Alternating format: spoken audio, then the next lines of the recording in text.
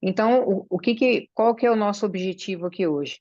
É poder esclarecer. A gente trouxe os representantes médicos, um psicólogo, uma nutricionista e a educadora física, para que eles possam fazer essa pequena abertura do ponto de vista deles, e o restante da equipe que está aqui presente vai poder fazer essa primeira etapa do trabalho, falando um pouco cada um, dando sua contribuição também, né? Então, eu queria muito apresentar agora a equipe, né, que é a doutora Náudia Albert, que é diretora médica, é nutróloga, diretora médica de Brasília, Marcos Barojas, está aqui a Nádia, ela é nutróloga e diretora médica da unidade de Brasília, é doutor Marcos Barojas, que está. Estamos aí nessa empreitada desde a abertura do Ravena, a gente começa até antes, está comigo, nos acompanha, nacionalizou a parte médica do tratamento, né, para a gente poder ter confiabilidade e segurança. Depois vem a Flávia Fernandes, Fernandes ou Fernandes, Flávia Fernandes, eu fico na dúvida. Fernandes é nossa nutricionista, coordenadora de nutrição de São Paulo, ela faz uma pós hoje nessa área específica. Aí depois a Valéria Leonardi, esses sobrenomes difíceis, ela é a nossa coordenadora de atividade física e gestora de Brasília, está aqui também, vai trazer o posicionamento de um especialista nessa área, e a Andrea Pato, que é a nossa psicóloga, psicanalista, Andrea Pato, que está com a gente desde a abertura da clínica, tem muita experiência nessa área de obesidade, né, dos conhecimentos com os pacientes, e cuidar bastante, né, dessa questão de que a genética não seja um destino, e sim que a gente possa fazer modulações.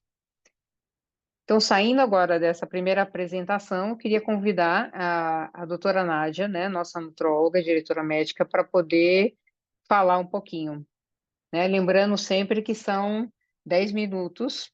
A Fernanda vai estar controlando isso, né, Fernanda? Isso, assim que a doutora Nádia começar, eu já inicio aqui o cronômetro que vai ficar marcando ali no canto superior. Então, eu queria que sejam todos muito bem-vindos, tanto a equipe, quanto os profissionais, quanto os pacientes, nossos queridos pacientes, convidados que estão aqui, pessoas que se interessarem em participar, sejam todos muito bem-vindos. Doutora Nádia? Boa tarde para todos vocês. Assim, é uma alegria mesmo, uma honra, né, o convite que veio através da Moema, da Valéria, para falar sobre esse tema e pensar que a gente está numa quarta-feira à tarde, 5 horas da tarde, né, e a gente tem quase 100 pessoas aí na sala para a gente discutir ciência, né, que é o que a gente faz no Ravena. Eu estou no Ravena há cerca de quase 8 anos, né?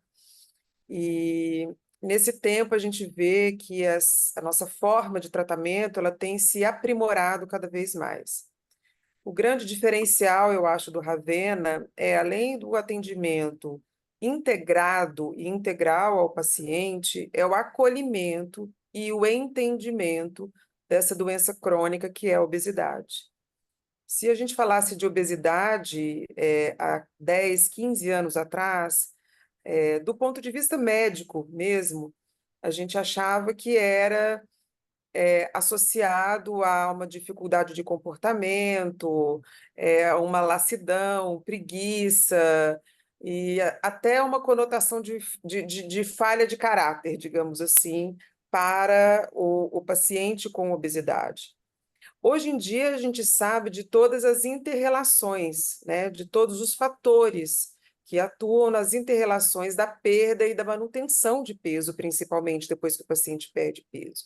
Então, é muito simplista a gente falar que a gente dá a mesma dieta, ela vai ter a mesma atuação em todos os indivíduos, né?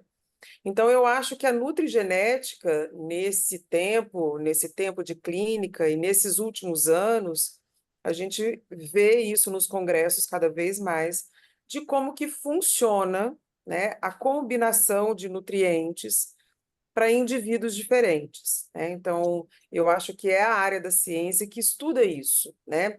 Como esses genes individuais que a gente herda dos nossos pais, se isso é determinista ou não. Um dos temas do indoor é exatamente esse, né? A genética não é sentença. Então, eu acho que, através do conhecimento da genética, a gente pode ter formas clínicas de modular, de modificar essa genética. Isso na obesidade, mas se a gente pensar em outras doenças também, né? Em hipertensão, em diabetes, enfim, doenças ateroscleróticas, outras doenças em geral, né? Então, eu acho que tem essa aplicabilidade para além da obesidade. Então, do ponto de vista prático, a nutrigenética ela é capaz de personalizar as dietas. Então, entender que o indivíduo X pode se favorecer de uma combinação de nutrientes, mas a outra pessoa Y, que pode ter a mesma idade, peso e altura do outro indivíduo, pode se favorecer de uma combinação outra desses nutrientes. Então, é essa personalização que ela pode ser feita do ponto de vista de conhecer a genética através de exames ou de uma aplicação clínica, quer dizer, eu fazer uma dieta e ver como que a pessoa, qual que vai ser o desfecho dela, como que vai ser o emagrecimento dela, né? Então, eu acho que isso, para esse conhecimento, para perda de peso e para gestão de peso, de manutenção de peso, é algo interessante que a gente vem observando isso nas pesquisas e nos congressos, né, a respeito disso. Não só na perda de peso, mas também na resposta à suplementação de nutrientes específicos que as pessoas podem ter, né, ou podem se beneficiar. E também na prevenção de doenças crônicas, como eu falei. Uma outra coisa que eu acho que é para além um pouquinho da perda de peso e da manutenção do peso, que a nutrigenética pode auxiliar muito, é principalmente para pessoas que fazem atividade física, né? Atletas amadores ou atletas profissionais, que podem se beneficiar desse conhecimento de como determinado nutriente pode ser benéfico ou não para ele, né? Então, a partir desse conhecimento que a gente vê, o que que é importante? É importante que o paciente ele procure um profissional que não é que vai pedir um exame, né? Que ele saiba solicitar o exame, avaliar esse exame, aplicar na prática como que isso funciona, analisar os resultados, porque uma coisa é o gene que eu tenho e outra coisa é a maneira que ele se expressa, né? Que a gente chama de epigenética. Então, eu acho que, né, eu falei um pouco dessa abrangência desse conhecimento todo que a gente vem tendo nessa área de obesidade, saber que outros fatores interferem também, que antigamente a gente não sabia, que hoje é muito estudado, como a microbiota intestinal, como a Moema falou, né? Tipo, da composição de bactérias que a gente tem intestinais, do equilíbrio das bactérias intestinais, né? Que a gente sabe que os nutrientes que a gente ingere, que a gente come, conversam com essas bactérias intestinais também. Então, isso é importante dentro de um processo de cuidar da saúde, né? Então, no exemplo prático, eu acho que a gente tem que ver isso, né? Vale, não vale a pena fazer um teste genético? Se sim, qual teste genético? Como que eu vou interpretar ele? Como que eu vou aplicar? Qual profissional vai me acompanhar, né? E, basicamente, eu acho que essas questões, tá? Eu acho que eu falei até um pouquinho antes do meu tempo, mas é uma abertura, e daí depois na volta, nas perguntas, a gente pode esclarecer um pouco mais se alguém tiver alguma dúvida específica a respeito do tema. Acho que eu falei em 7 minutos. Estamos com um contador de tempo aqui para regular, para que todo mundo possa se organizar. Doutora Nádia, eu queria muito agradecer aí a sua visualização sobre esse campo mesmo da nutrigenética. É uma área que eu estou considerando como inovação da clínica, e agradecer muito, que eu sei que você vai poder contribuir muito, né, a partir até do olhar da sua formação, né, que é da nutrologia, junto com o pessoal da nutrição, e a gente vai Uhum. poder estar trazendo esse valor para o tratamento, né? Essa questão do sofrimento, principalmente eu sempre olho muito para as mulheres, né, que têm essa dificuldade, e talvez com essas modulações a gente consiga até aprimorar os resultados, né? Essas são um pouco das expectativas, né, que a gente vai ter a partir disso. Muito obrigada pela sua fala. Agora eu vou convidar Obrigada. Dr. Marcos Barojas, diretor médico, companheiro de implantação desse projeto comigo em Salvador, dessa aventura que começou como uma aventura, e ele é cardiologista, né? Então ele vai poder ter um olhar sobre isso aí também, tá bom? Olá, boa tarde a todas e todas. Me ouvem bem? Por que você não está aparecendo, Doc, aqui? Deixa eu ver. Olá, Peraí. me ouvem bem? Sim, estamos te ouvindo. Deixa eu ver por Ok, que vou você... compartilhar a tela. Posso? Ok, vou em frente, tá bom? Compartilhando tela. Só deixa eu te achar aqui, Marcos, para poder Ele tá destacar aparecendo você. aqui. Tá Ah, destacado não no. sou? Ah, então tá. No meu Tá. que não está aparecendo. Tá. Tá perfeito, então.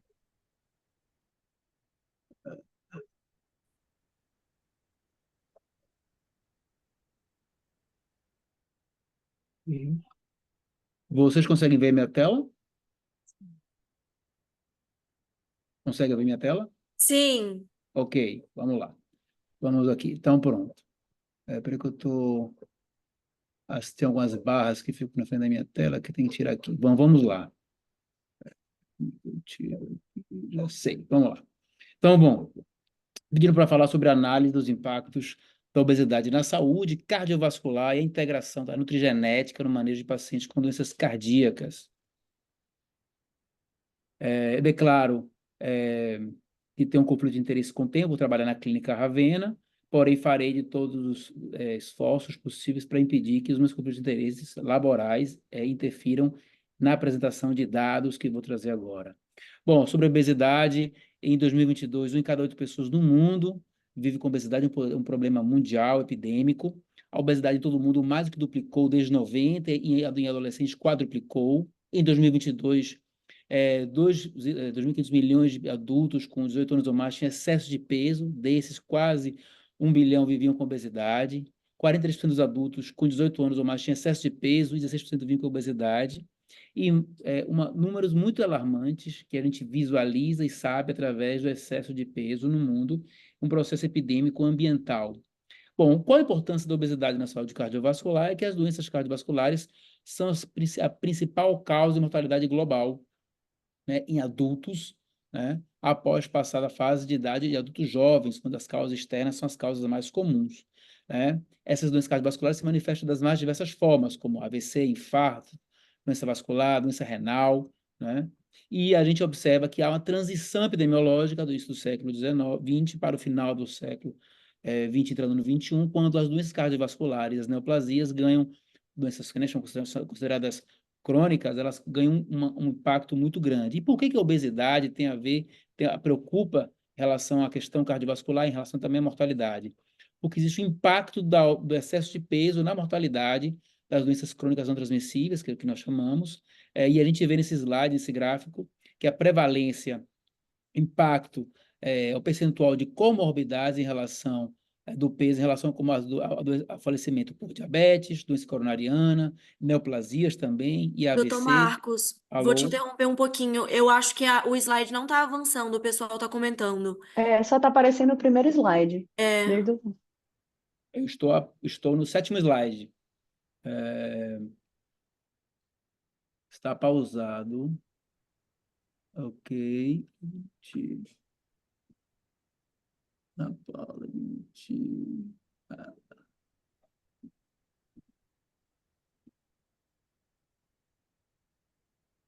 Aqui ele sinaliza, meu compartilhamento de tela está pausado.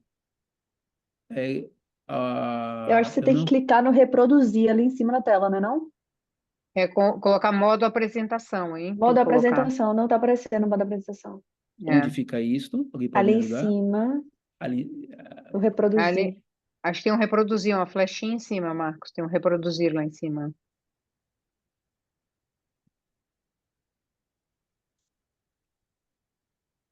Doutor, provavelmente está compartilhando na tua tela, mas o que você está compartilhando é os slides. Você tem que compartilhar ou reproduzir, que deve ter aberto uma outra tela para o senhor.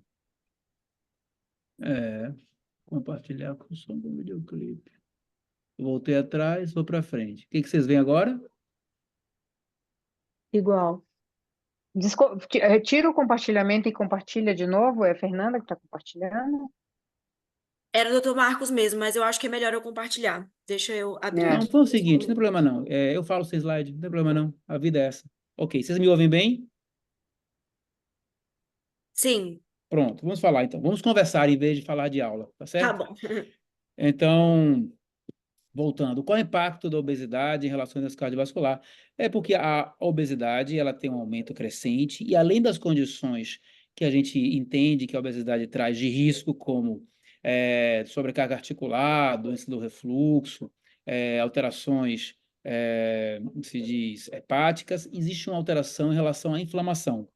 A obesidade é o protótipo mais bem estudado e mais bem entendido de síndrome inflamatória, na qual existe uma inflamação metabólica do corpo.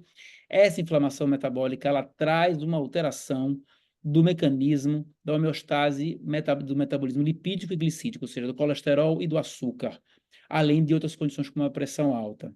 E essas condições são os elementos mais frequentemente relacionados com o risco cardiovascular. Então, o aumento do risco cardiovascular se deve a uma série de condições: pressão alta, obesidade, idade, genética, risco de colesterol alto, estilo de vida sedentário, tabagismo, e todos esses elementos eles vão configurando, sendo que alguns deles são modificáveis, como, por exemplo, tabagismo, fumar, não fumar, sedentarismo, caminhar, não caminhar. Não é tão simples assim, mas a gente sabe que classifica eles como tal, ou não modificáveis, como a genética, como a idade que é inerente, como a própria história familiar.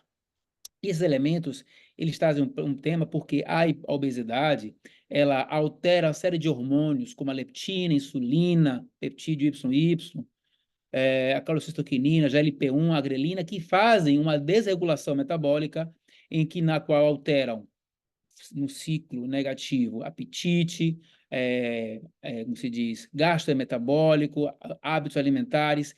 Isso gera uma condição metabólica pela questão da dificuldade de controle glicídico, da insulina, da glicemia, da inflamação, resistência periférica à insulina, uma alteração da camada interna da pele dos vasos, que chama endotélio, alteração coronariana, com aumento da deposição de cálcio, calcificação coronariana, aumento do risco, aumento da ativação simpática autonômica, ou seja, as pessoas têm mais adrenalina circulando no corpo, o que leva a diabetes tipo 2, aterosclerose, que é o adoecimento precoce, hipertensão e lipidemia. E essas condições, elas são condições variáveis, tem condições genéticas, hereditárias, condições de envelhecimento da idade e condições ambientais. Esse processo ele vai, ao final da sua exposição de longos anos, levando a depósito de placas nos vasos do coração, que nos se dá o nome de aterosclerose, que essa evolução vai levar ao final de um processo a obstrução aguda, que pode gerar um infarto, ou crônica, levando ao processo como angina ou como insuficiência cardíaca. Então, esse é o mecanismo simplificado para a gente entender que leva à mortalidade relacionada com doenças cardiovasculares relacionadas com obesidade. Por isso que a gente se preocupa com obesidade em relação à doença cardiovascular. E quando a gente vai olhar a obesidade, a gente tem que olhar em relação ao risco cardiovascular global, a gente olha quem fuma, atividade física, nutrição e o próprio peso. E a gente tem que entender que a gente tem que começar a fazer a prevenção primária, a prevenção universal, primária e a secundária. E a primária, a universal, será através dos hábitos de vida, da questão do tabagismo, a questão do sedentarismo, a questão da história familiar, a questão do entendimento da questão da prevenção primária, quando os fatores de risco começam a se instalar, tá? A prevenção secundária, quando as doenças estão instaladas, como quando acontece um infarto, um AVC, ou com uma situação como essa. Então, esse processo de prevenção de entendimento, ele começa na prevenção universal e se dá de vários mecanismos, né? Em relação aos hábitos, a família, a questão, os hábitos ambientais, biológicos, são atividades como a história familiar, a epigenética, a história genética familiar, a condição econômica, como o tempo gasto com telas, a questão de sono, a questão de sedentarismo, um ambiente das nossas cidades que cada vez mais reduz a exposição ao movimento, a questão econômica, que é em relação ao valor do preço dos alimentos, em relação ao quanto a gente paga por um alimento saudável, quanto é tão barato o alimento processado pela questão industrial, a questão genética, né, a interação com a microbiota, com a questão ambientais, como tudo mais. Então, quando a gente entende a questão genética relacionada com a questão cardiovascular, a gente vai para a questão do risco genético e a obesidade. E a gente, quando fala do genoma, né, a gente fala do componente do exoma e do genoma. O genoma, ele engloba todo o componente da informação genética, onde são os exons e os introns. E os exons são a parte que dá a informação. O intron são moléculas, são pedaços do gene, que são altamente reguladoras. Para vocês terem ideia, o genoma, 1%, quase 2% do genoma é composto pelos exons, que são os elementos que informam a informação fundamental. Entretanto, a maioria das alterações genéticas devidas da obesidade estão no exoma, tá? Então, quando a gente tem um gene com seus exons, seus introns, apenas que vocês não conseguem ver o gráfico para poder visualizar, que fica muito mais palatável visualizar, a gente tem um gene normal que é copiado pelo RNA e gera as proteínas e todos os elementos que nos compõem. Quando existe uma variação genética, uma variante genética, existe uma proteína ou estrutura alterada, e essa alteração ela pode ser ter uma interferência ou não, e essa interferência tem uma penetrância com agressividade ou não. Essa interação entre os genes, o ambiente, essa regulação no peso corporal e no balanço energético, ela é muito intrincada e muito variável. Então, temos alguns padrões de doenças genéticas hereditárias, que são herdadas. As doenças cromossômicas de padrão monogênico e poligênico. O padrão monogênico é de um gene só, e o poligênico, como se diz, oligopoligênico, com ou mais, e mais interações. São descritas cerca de 11 formas de doenças de obesidade monogênicas, sendo que a mais frequente é a doença do receptor da melanocortina 4, que é a doença que acomete 2 a 5% das crianças com obesidade grave. Porém, as doenças monogênicas são um problema muito, muito específico, e é praticamente um determinismo. É uma raridade. Entretanto, a obesidade de causa poligênica tem cerca de 230 genes descritos claramente, que vão interferir no sistema nervoso central, detecção de gestão dos alimentos, diferenciação dos adipócitos, sinalização da insulina, metabolismo do colesterol, a biologia muscular e hepática, a microbiota intestinal, e essas interações, nas suas vezes, dessas dinâmicas associadas com o ambiente e a história daquele indivíduo que vão trazer. Então, a doença poligênica, ela é mais comum, ela tem uma modesta contribuição genética, ao contrário da monogênica, que é a prevalente contribuição. Ela tem diversas variações, diversas losses, no caso, diversas variações. Tá? Ela tem uma baixo efeito genético, ela é muito comum, tem a baixa penetrância, ou seja, ela baixa penetrância e variável assim mesmo, e ela é um grande componente ambiental de ativação, né? Então, as doenças monogênicas, elas têm um impacto alto na saúde, com a raridade elevada, muito raras, tá certo? Podem ser sindrômicas ou não sindrômicas contêm características que são uniformes a outros indivíduos, e elas podem ser poligênicas, que começam a se tornar mais comum, porém ter um impacto, né, mais modesto na vida das pessoas, dependendo dessa proporção. E essa variação entre a predominância genética versus o ambiente, nós temos de um lado o perfil monogênico, do outro lado o perfil poligênico, que eles vão se tornando de uma situação rara, sindrômica específica, para a condição cada vez mais prevalente relacionada ao ambiental. Para vocês terem ideia, a primeira descrição de uma doença monogênica, a obesidade, foi em 1994. E essa prevalência, esses 11 elementos foram descritos nos últimos 30 anos. Tive essa prevalência elevada. E a doença poligênica, na verdade, ela começa a ter uma descrição de cerca de... os primeiros 100 genes relacionados à obesidade foram descritos aproximadamente até 2014. E esses outros 130 genes foram descobertos nos últimos anos. Ou seja, existe uma crescente... Marcos, vou só te estudo. lembrar que estamos passando um pouquinho do tempo. Desculpa te interromper, só para a gente lembrar Ok, do já estou terminando, estou terminando. Aqui teve o tema do slide e tal, aí estou aproveitando, tá bom? Então, em relação à questão do ambiente e a questão do ambiente da energia, a gente tem essa questão da ativação hormonal. Perdi agora, perdi o fio da meada. Deixa eu me reconcentrar aqui. Então, temos aqui em relação qual a importância do estudo da doença cardiovascular em relação à nutrigenética no manejo de doenças cardiovasculares. É a capacidade de fazer uma medicina individualizada, né? É a capacidade de avaliar o efeito de terapias, tá certo? Entender o que se trata e essas terapias serem apropriadas, né? Quando eu falo, não estou falando terapia genética, estou falando de entender quem é esse paciente, entender qual das terapias para a obesidade nós estamos e qual perfil essa pessoa vai ser mais respondedora, né? Qual o perfil. Outra condição é entendendo se o paciente tem um perfil de obesidade monogênica ou poligênica, não é decidir que existe um destino, mas é entender que existe uma preocupação em fazer intervenções, inclusive prevenções universais precoces, para poder conseguir oferecer a essa pessoa o atendimento mais individualizado, ok? Isso exige uma equipe interdisciplinar, pesquisadores, marcadores para conseguir permitir marcar terapias personalizadas, que é a porta de entrada para inúmeras doenças e permite o benefício máximo com desvantagens mínimas. Essa é a minha apresentação. Pena que eu não pude compartilhar com vocês os slides, me atrapalhou um pouco, temas da tecnologia, mas estamos juntos para compartilhar, para falar com vocês. Mas, doutor Marcos, porque eu chamo ele carinhosamente de Doc, né?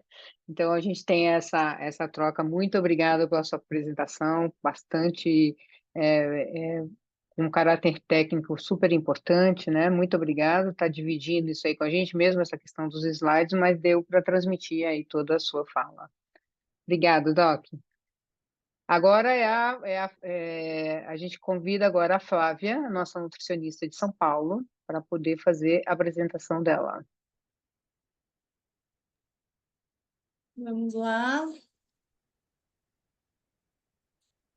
Aí a minha... Aqui, isso. O pessoal já está reclamando que só parece que foi pouco tempo, Doc, aqui, mas é isso mesmo, para todo mundo falar. Vamos lá, então começou meu tempo, vou começar. Boa tarde a Uhum. todos. Muito prazer estar aqui com todos vocês. Vou pedir para eu passar o slide. Quem pode passar para mim? Passou, não? Aí, eu passei aqui. Agora passou, agora passou. Então, vamos discutir um pouquinho como que algumas estratégias nutricionais e estilo de vida podem influenciar na genética.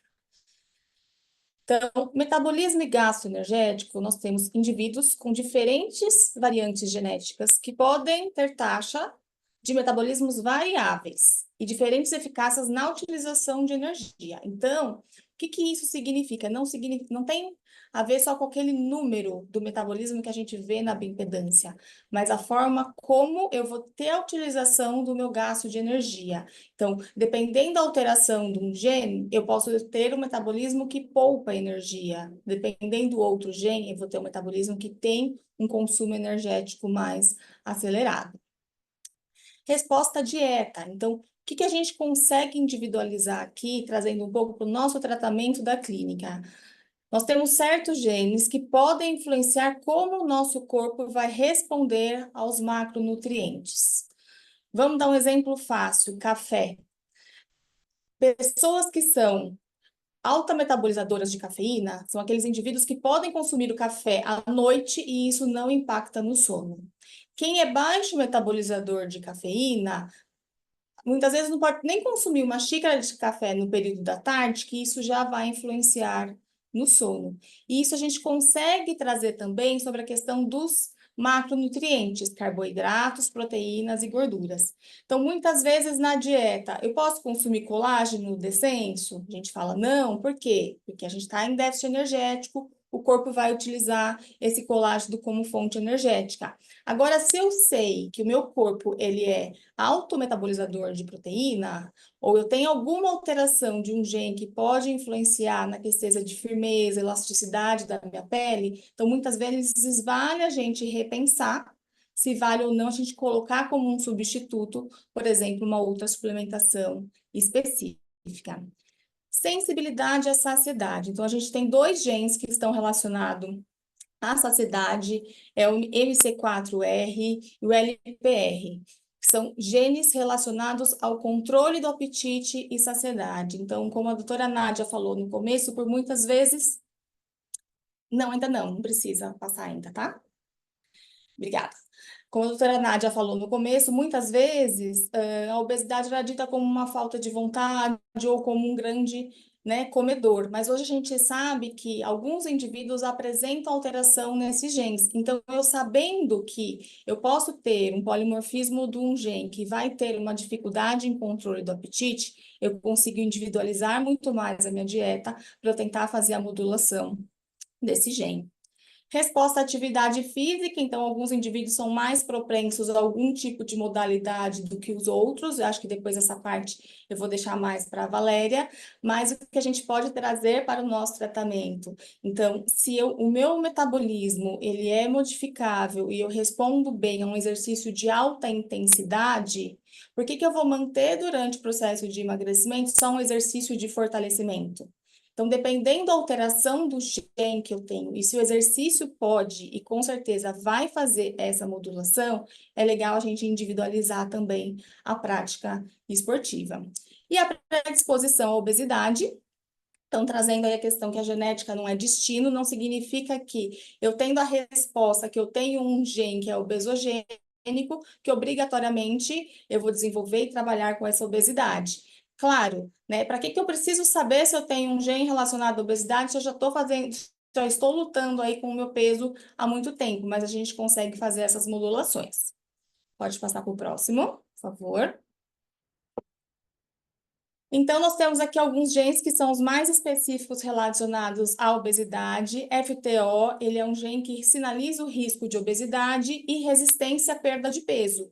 Então, se eu tenho alteração desse gene, não significa que eu não vou conseguir emagrecer, mas quais são as estratégias que eu vou ter que individualizar para conseguir reverter a alteração desse gene. O gene a gente não vai mudar, ele não tem como a gente fazer a mudança genética, mas tem como a gente fazer a modulação desse gene.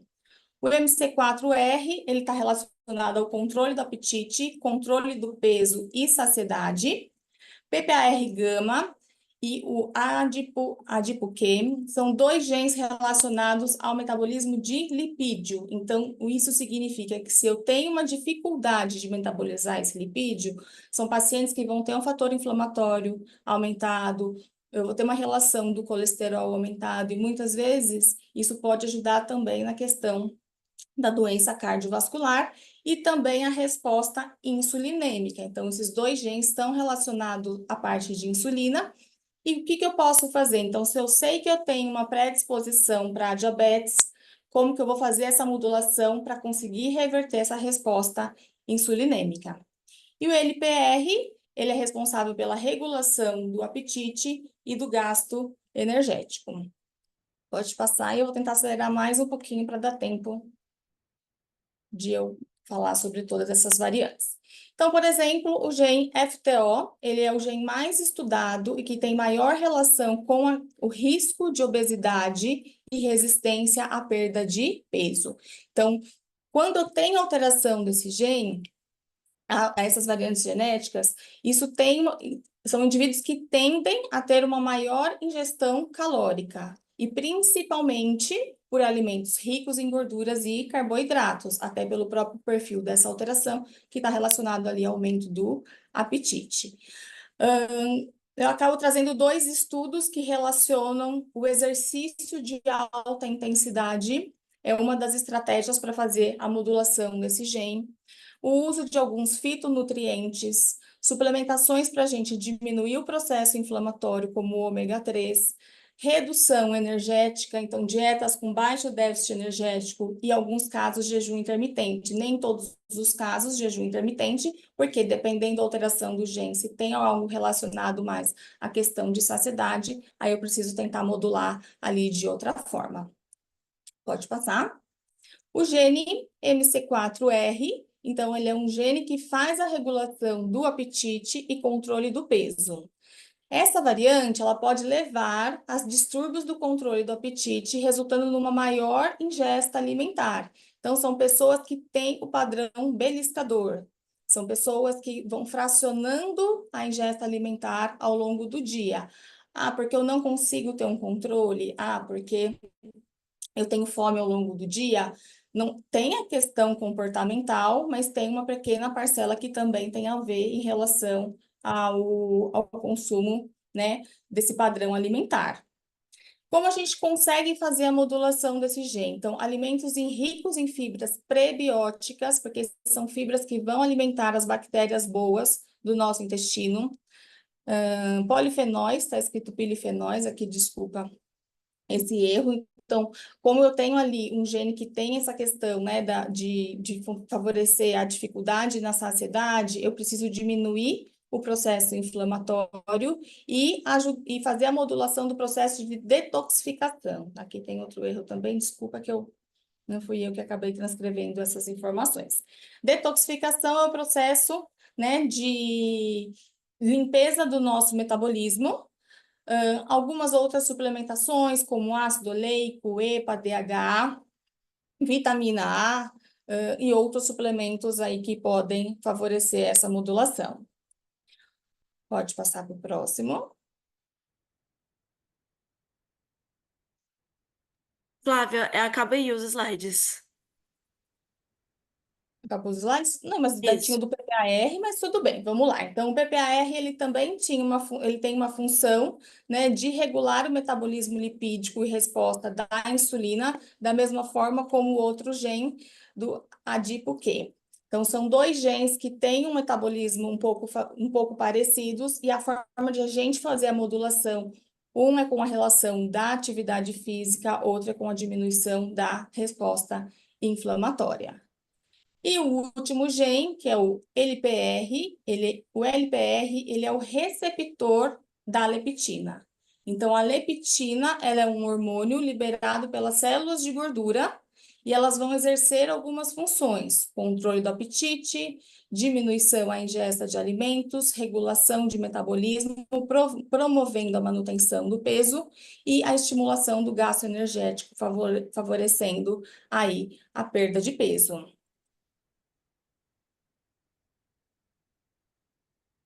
Deu meu tempo? Então, eu trouxe aqui para vocês alguns genes que têm uma relação, né, mais favorecedora ao processo obesogênico. E o que isso significa? Que a partir do momento que eu identifico, né, a alteração de algum desses fenótipos, a gente consegue favorecer algumas estratégias para tentar individualizar tanto o processo de emagrecimento e com outras estratégias e muito mais cartas aí na manga para o processo de manutenção, que eu acho que é o maior desafio ali da obesidade. Não é só a perda de peso, né? Mas tentar quebrar esse ciclo do reganho de peso e que possa favorecer aí o processo de manutenção. Obrigada. Flávio, então tem melhorias que podem ser feitas aí, né, a partir da genética, né? Gostei muito aí Acho que está todo mundo até falando, você pode vender isso na prateleira, eu vi uns comentários aqui no chat. Muito obrigada, Flávio, pela apresentação. Eu acho que vamos trazendo aí os conhecimentos, né? Fazendo especialização, a parte que como cada área vai contribuir. Muito obrigada, Flávio, pela sua apresentação. Vamos chamar agora a Valéria, que é a nossa coordenadora de atividade física e gestora de Brasília, nossa professora de Kaiute Yoga também. Boa noite, gente. Obrigada pelo convite, Moema. É sempre um prazer, ainda mais momento especial de encontrar todos os membros aí da equipe de São Paulo, né? Brasília, estou todo dia aqui encontrando, mas saudade demais do Dr. Marcos, Andréia. Um prazer estar aqui com vocês. Eu queria quebrar o protocolo e eu queria fazer o espelhamento, porque eu tenho algumas figuras que eu acho que com o mouse eu consigo ilustrar melhor e explicar melhor. Você vai me autorizar, Fê, fazer isso? Pode mudar, Val, eu acho que já está. Vou colocar aqui para parar. Tá, deixa eu tentar aqui.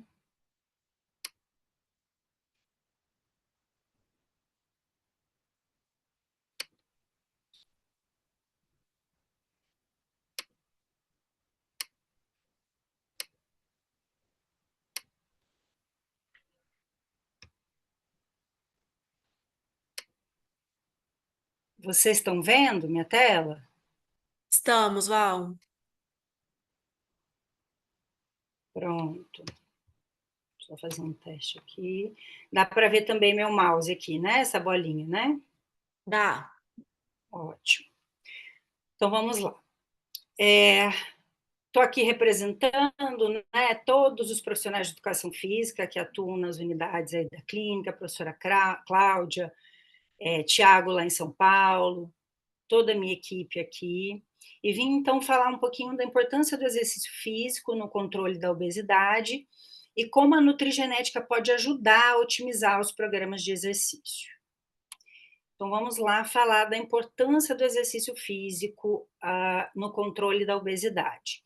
O Dr. Marcos falou do processo inflamatório que a obesidade causa. Então, eu gosto muito, embora esse artigo seja um artigo de 2011, da Nature, ele traz exatamente o que acontece com o tecido adiposo e por que essa inflamação aumenta. Então, aqui do lado direito, a gente tem um indivíduo com um balanço energético positivo, e que não faz atividade física. E do lado esquerdo, a gente vê uma célula saudável, com um indivíduo que tem uma dieta saudável e pratica atividade física. Se vocês observarem, existem células aqui do sistema imunológico, como essa CD4, que no indivíduo com obesidade, elas sofrem mutação, elas são ativadas nessas células T. E essas células passam a secretar enzimas inflamatórias, que vão provocar toda a inflamação que o Dr. Marcos citou lá atrás, né? Outra célula que sofre modificação é esse macrófago, né? M2. Ele é convertido em macrófago M1 e ele também passa a secretar uma série de enzimas inflamatórias.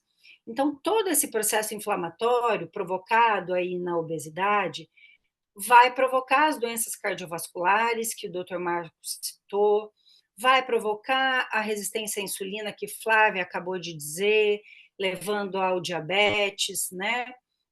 Aumento da incidência de tumores, aumento do colesterol, o aumento da carga que a obesidade traz sobre o sistema esquelético provoca inflamação nas articulações, lesões nas articulações, o aumento de gordura ao redor da faringe provoca apneia, né, do sono, aumento de pressão arterial. Então, como é que o exercício físico ele consegue contribuir aí para reverter essas doenças associadas à obesidade? Claro que sempre associado a uma dieta, né, hipocalórica, uma dieta saudável. Aqui é um resumo, né? Essa figura tem muitos detalhes, mas o que eu quero mostrar para vocês é que a atividade física, ela estimula o sistema nervoso, e o sistema nervoso simpático, né, que é aquele que é a via do estresse, que nos deixa ativo, ele é estimulado durante o exercício físico, e ele vai provocar, vai estimular a glândula suprarrenal, que aumenta a secreção de adrenalina e cortisol. E esses hormônios vão atuar lá naqueles monócitos que eu falei que sofrem modificação e vão diminuir um pouco a secreção, por exemplo, desse fator de necrose tumoral. Então, o exercício físico tem uma ação direta, reduzindo, né, a produção desses marcadores tumorais. No cérebro existe uma região que é chamada de hipotálamo, que também é estimulada durante o exercício e promove essa ativação da glândula também adrenal e vai contribuir para esse mesmo mecanismo, né, que o sistema simpático. A própria contração muscular durante o exercício, ela é capaz também de reduzir, de modular essa inflamação, né, reduzir essa inflamação que é provocada lá na obesidade, né, pós-exercício, alterando a secreção, modulando a secreção desses monócitos que sofreram alteração e dos macrófagos também. Como a atividade física, ela tem a capacidade de aumentar a oxidação a oxidação dos lipídios, né, e diminuir com isso o tecido adiposo, a gente volta para aquela célula, então a gente sai dessa célula, desse tecido desse tecido adiposo com células hipertrofiadas, e a gente vai migrando para este modelo de tecido saudável, com a prática de exercício associada à alimentação. Com essa redução, todos os marcadores inflamatórios também reduzem. E existe uma ação sobre o baço, né, que tem função de modular, de aumentar a expressão daquelas células que regulam o tecido adiposo, que são essas células aqui, do tecido saudável. Então, elas saem deste modelo aqui ativo, que secreta enzima inflamatória, e volta para este modelo anterior, né?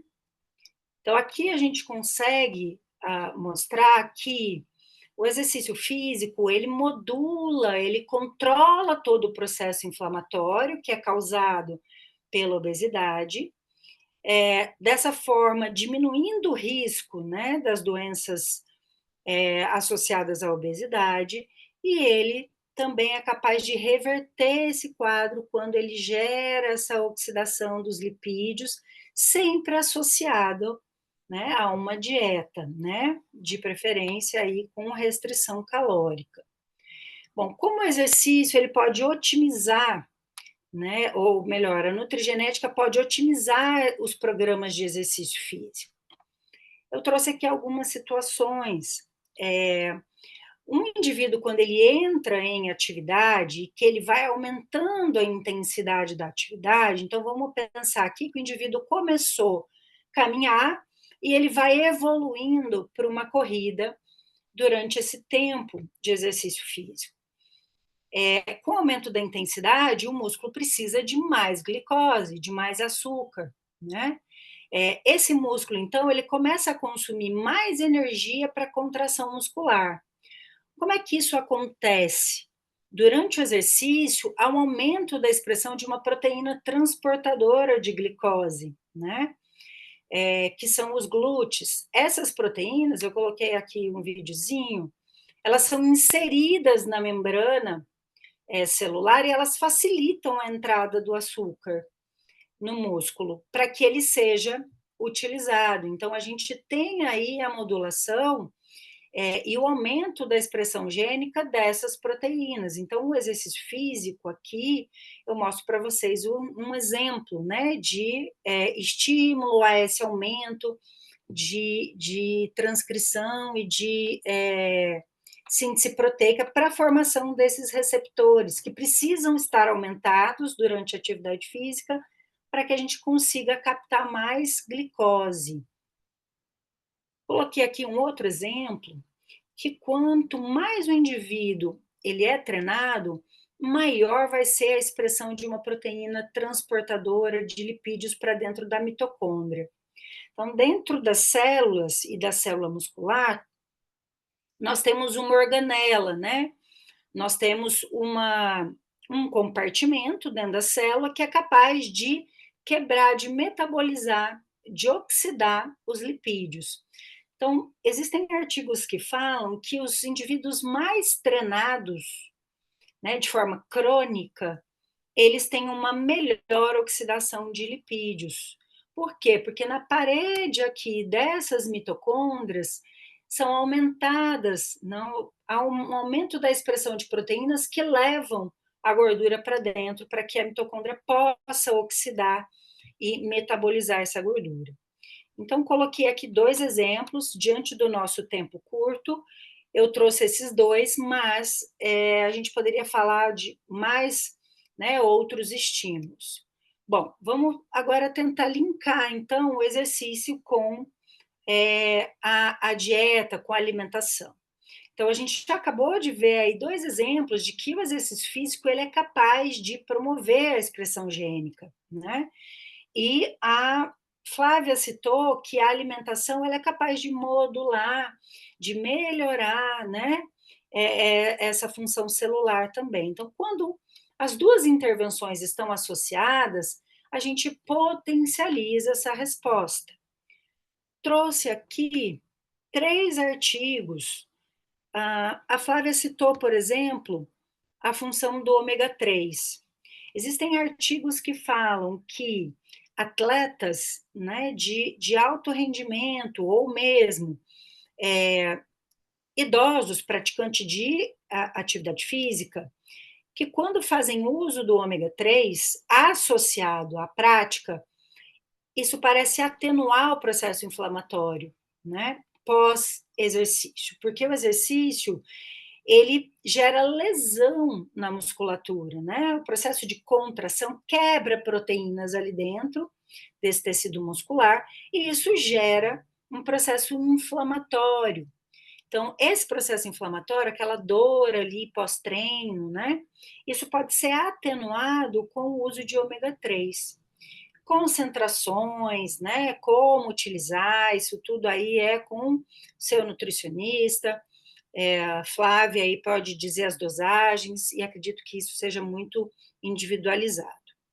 Trouxe um outro exemplo, que é o uso da vitamina D.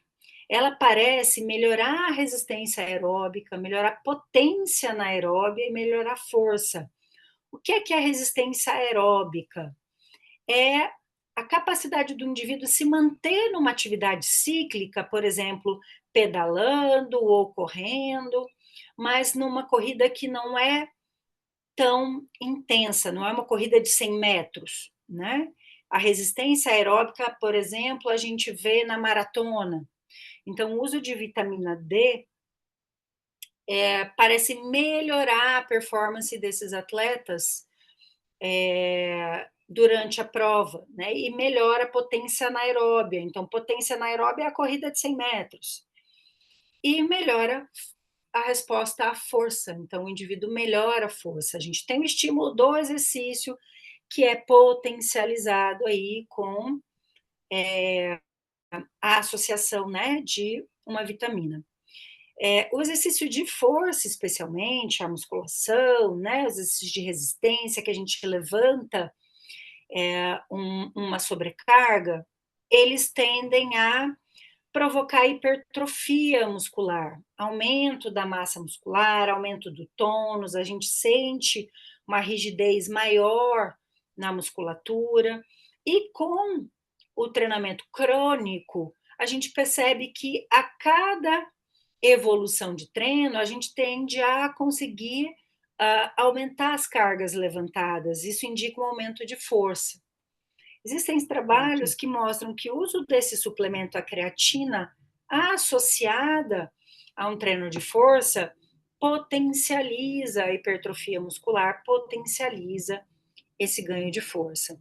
Então, eu acho que a gente consegue mostrar até aqui que o estilo de vida, né, e o que você escolhe fazer com seu estilo de vida, cuidar das suas horas de sono, cuidar da alimentação, introduzir a atividade física na sua prática, isso tudo é capaz de modular o gene, se você tem esse gene, o FTO, que aumenta a propensão à obesidade.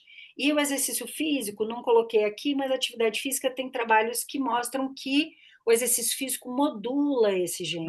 Só lembrando do tempo, tá bom? Tá bom, Já não tô passou, vendo o né? cronômetro. Já passou Já. 3 minutos, Val. Esse é o meu tema, eu termino aqui. Deixa eu tirar o espelhamento. Pronto. Era isso que eu queria trazer para vocês e agradecer mais uma vez. Val, e aí eu queria te agradecer a vocês aí em nome da clínica, né, pelo esforço que vocês fizeram em estar trazendo os temas, né, que prepararam esse material. Então, agradecer a sua apresentação e agora vamos convidar a Andréa Pato para fazer a apresentação dela, que é nossa psicóloga de Salvador, está com a gente desde o início da abertura da clínica também. Vamos ver que a Andréa não está aparecendo aqui na minha Eu tela. estou aqui, tá me vendo? Não, peraí que eu tenho que tirar alguém aqui para você aparecer, só um pouquinho. Tá. Peraí que eu vou tirar alguém aqui dos que estão em destaque. Engraçado, para mim tá aparecendo todo mundo. Deixa eu tirar aqui, peraí só um pouquinho. Pô, eu vou começar falando, então, que eu estou Tá. adorando as apresentações. Achei, assim, super interessante, gente. E como está todo mundo, de algum modo, alinhado na mesma lógica de que esses achados genéticos, eles são grandiosos, eles ajudam a gente com informações precisas, que fazem a gente ter nas nossas mãos recursos para modular, para intervir, para tratar, mas eles não são definitivos. Ou seja, no ser humano nada é só genético, né? A complexidade do ser humano é imensa, tem um componente aí de subjetividade gigante, e eu achei interessante que cada um fez sua apresentação individual, mas no final das contas todo mundo disse essa mesma coisa dentro da sua área. Eu achei isso muito bonito.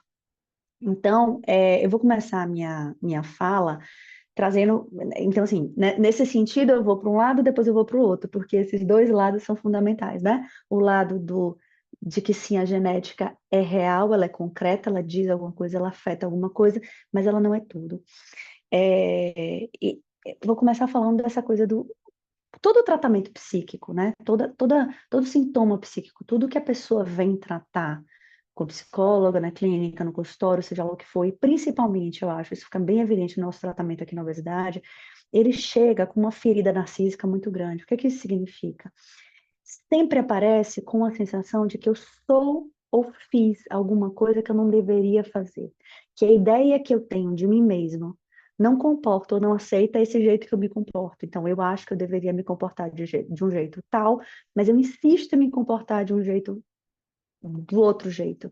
Eu penso que eu deveria estar nesse lugar na vida, mas eu insisto em me colocar nesse outro lugar na vida. É sempre meio assim que chega qualquer tipo de sofrimento psíquico. E não é diferente aqui na clínica. Então a gente chega com a ideia de que eu deveria fazer a dieta, eu deveria comer menos, eu deveria estar magra, mas meu corpo, e minha pulsão, e meu movimento continua insistindo em me levar para o excesso, continua insistindo em me dizer que eu não gosto de fazer atividade física, continua me fazendo repetir. Então, isso é uma coisa muito relevante, só que a consequência clássica disso é a culpa. Ou seja, a pessoa chega não só sofrendo com obesidade, mas sofrendo com a culpa por não ser o que ela acha que deveria ser, por não se comportar do jeito que ela acha que deveria se comportar. E a culpa, gente, nada mais é do que um agente. Presta atenção, isso é super importante. A culpa, ela é um agente do nosso eu ideal, do ideal de si mesmo. Ou seja, existe uma ideia do que eu deveria ser, e a culpa é como se fosse a polícia dessa ideia, que fica o tempo inteiro dizendo: ei, você aí, você deveria estar se comportando assim, você deveria estar se comportando assim, você deveria estar se comportando desse jeito. Então a gente fica imerso em culpa por não estar tão à altura desse ideal. O que acontece? Como é que é a saída da culpa, né? Qual o trabalho que a gente precisa fazer para sair da culpa?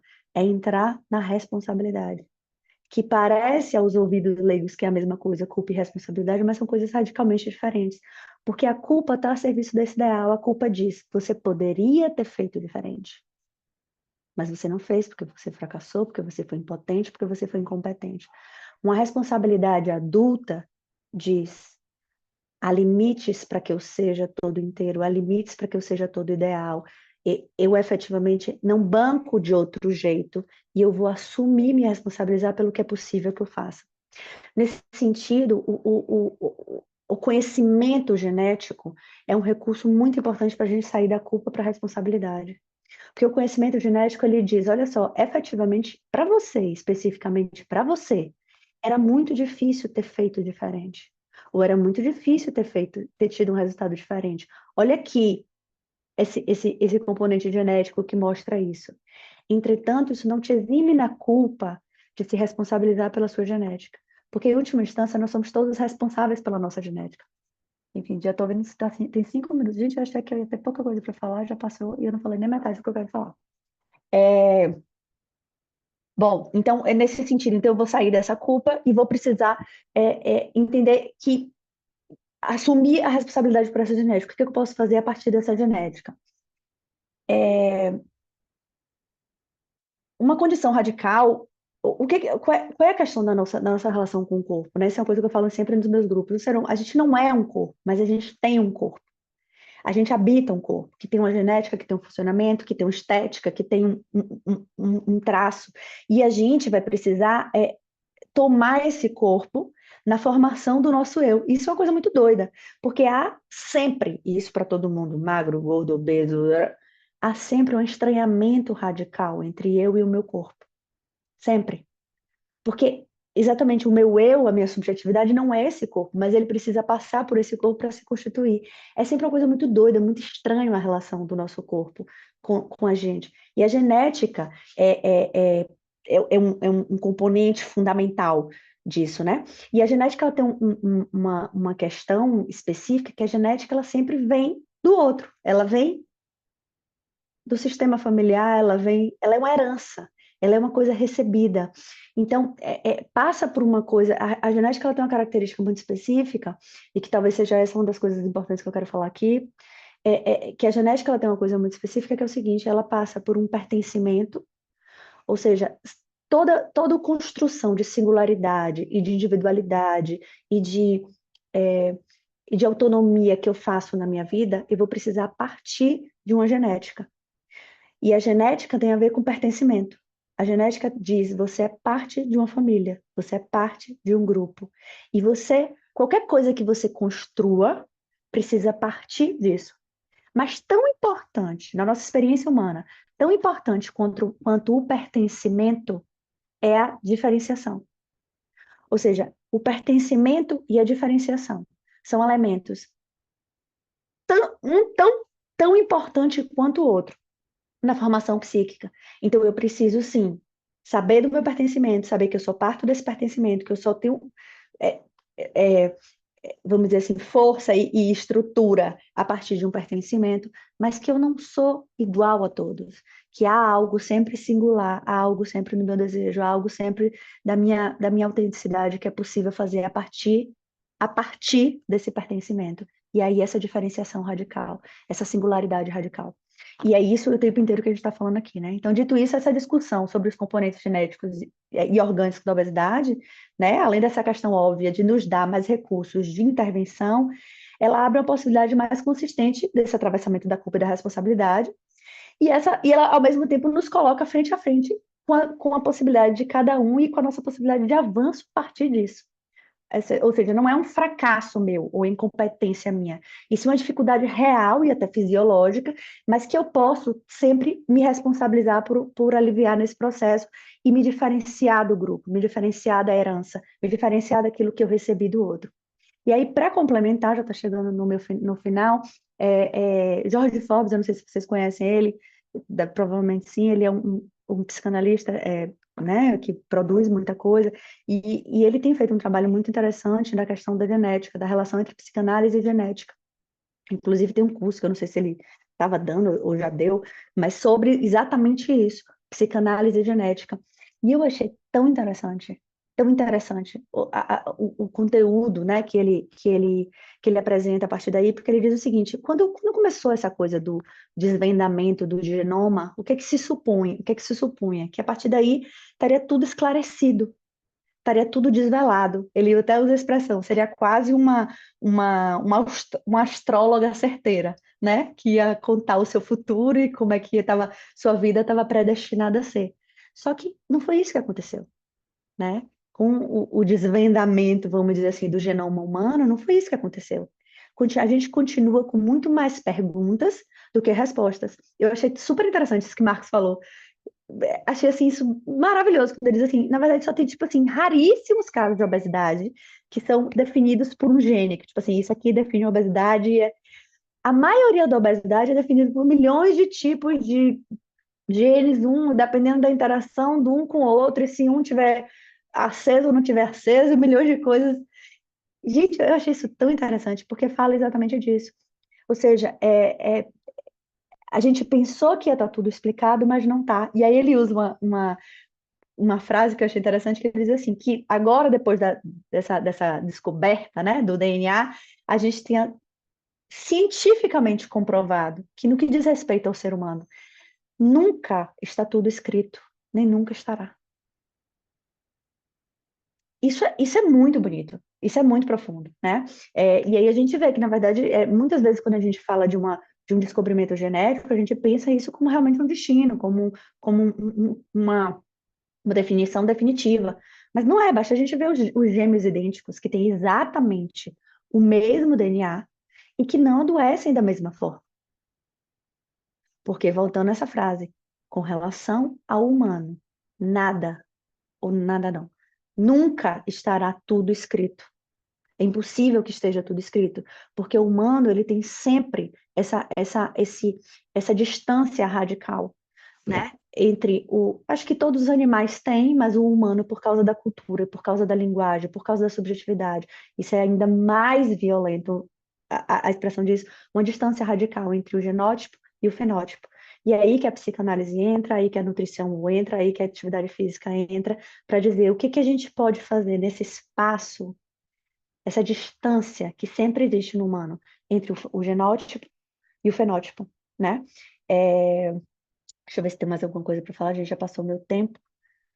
Bom, mas eu acho que eu passei mais ou menos a ideia do que eu queria falar, né? Ou seja, sempre essa possibilidade, que as questões do humano, elas continuam sempre aí, em abertas, porque não tem como a gente amarrar tudo. Então, o nosso trabalho, enfim, é um lindo trabalho. Estou encantada com as apresentações, queria até agradecer a todos os profissionais. E é isso. Obrigada pela atenção. Um Olha, beijo André, em eu que te, todos. eu que te agradeço a sua apresentação, foi incrível, já estão te elogiando aqui, né? O Jorge Forbes, eu estou lá na fonte dele agora. Eu acho que é um cara que realmente está produzindo muito, né, sobre essa área, então eu acho que temos muito aí para desenvolver agora a gente dentro do Ravena com essa inovação e trazer essa questão também da genética, o que ela pode contribuir, eu acho que o que ela pode ajudar, não definir nada, pode sim ajudar você poder fazer as modulações e ajudar no processo do tratamento, né? Então, queria agradecer muito a apresentação de todos, né? Agora, a gente vai convidar agora para essa próxima etapa o pessoal da equipe, né, que estão, os que estão presentes aqui com a gente vai abrir, vai tirar o compartilhamento para que o pessoal possa aparecer aqui na tela, né? Eu vou destacar o restante da equipe que está aí, para que eles apareçam aqui também. Deixa eu ver, é que eu tive que tirar os destaques, porque não estava aparecendo quem estava falando. Só um pouquinho. Vamos trazer aqui a Nádia, Jaqueline. Gente da equipe, quem quiser falar, se levanta a mão, porque agora para o pessoal da equipe, quem quiser fazer algum comentário, alguma contribuição, agregar alguma coisa, fica aberto aí. Deixa eu incluir aqui. Cláudia. E Paola. E aí, da equipe? Quem quer fazer algum comentário?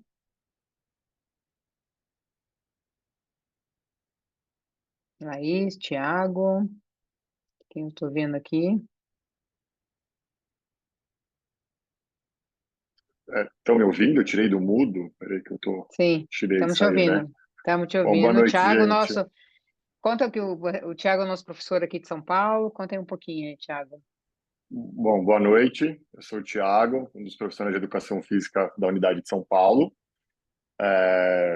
Acho que alguns já me conhecem pessoalmente, outros pelo vídeo aí, então boa noite a todos. Esse tema, eu acho que ele é muito interessante, né? Principalmente na área da atividade física, a gente tem estudo nisso recente. O que eu acho que é legal a gente falar sobre isso, pelo menos na minha área, né? A gente já sabe que a gente tem alguns genes que eles trazem algumas doenças associadas à obesidade, né? Então, por exemplo, um coração hipertrofiado, uma dificuldade de angiogênese, e a gente já sabe que a atividade física ela consegue reverter isso. Então, você praticando atividade física, você vai combater esse gene malvado, por exemplo, colocar dessa forma, né?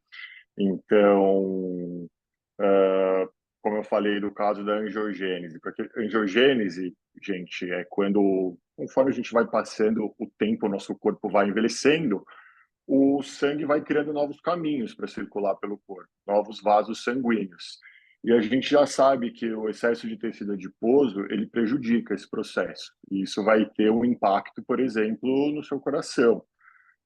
Quando você pratica atividade física, você força essa angiogênese. Então, seu corpo é forçado a criar um novo caminho e ele combate esse gene malvado causado pela obesidade, né? Então, a gente pode colocar outros exemplos aqui de, por exemplo, no tecido muscular, desculpa. Então, algumas pessoas que têm uma dificuldade e acabam até desenvolvendo alguma condição musculoesquelética, como, por exemplo, fibromialgia, isso pode estar ligado a um gene, e a atividade física também reverte isso, tá? Mas o ponto que eu quero colocar para vocês é que vocês, caso alguém se encontre nessa condição, só vai reverter treinando, tá? Então, a modulação do gene da atividade física tem que praticar atividade física, né? O uso da nutrição é você ter um hábito alimentar mais saudável, né? Então, a gente tem o conhecimento, então a gente tem que pegar esse conhecimento e aplicar, senão ele não vai adiantar. Então, assim, eu já sei que eu tenho um gene que pode me favorecer a isso. Então, tá tudo bem? Não. Assim como diz o tema, não é um destino, né? Não é uma condenação. Então, bora treinar para reverter isso aí, tá? Era basicamente isso que eu queria falar.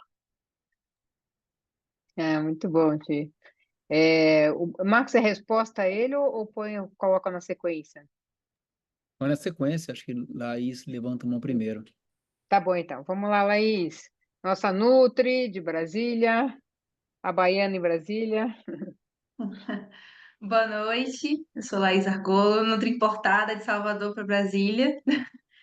É, é uma grande alegria estar aqui compartilhando com vocês hoje, depois de apresentações tão esclarecedoras sobre esse assunto, né?